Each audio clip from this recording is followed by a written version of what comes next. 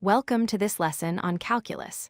Today, we are going to explore one of the most fundamental concepts in mathematics, the instantaneous rate of change, also known as the slope of the tangent line.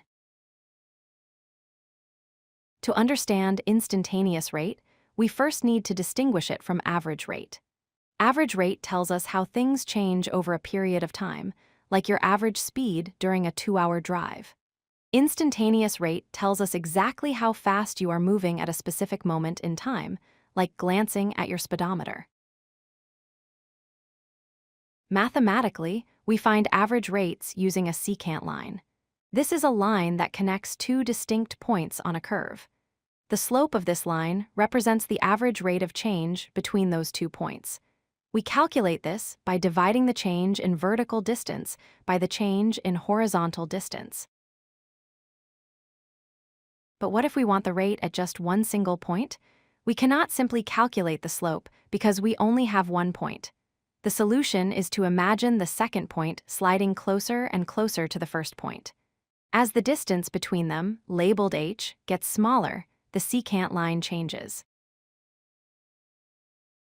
When the distance between the 2 points becomes infinitely small, the 2 points effectively merge into one.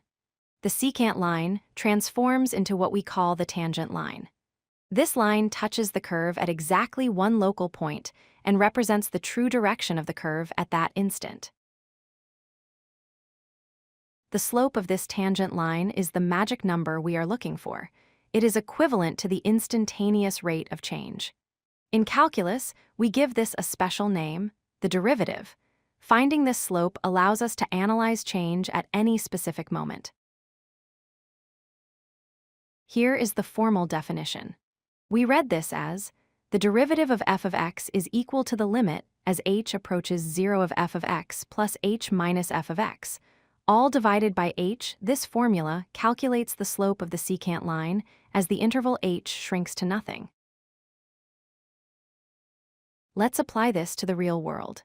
If you look at a graph of a car's position over time, the secant line would tell you the average velocity over a trip. However, the slope of the tangent line at any specific second tells you the instantaneous velocity, exactly how fast the car is going right then. So, to recap the journey, we start with a secant line between 2 points. We apply a limit to bring those points together. This gives us a tangent line, and the slope of that tangent line is the derivative. Understanding the slope of the tangent line unlocks the ability to predict and model how things change in the physical world.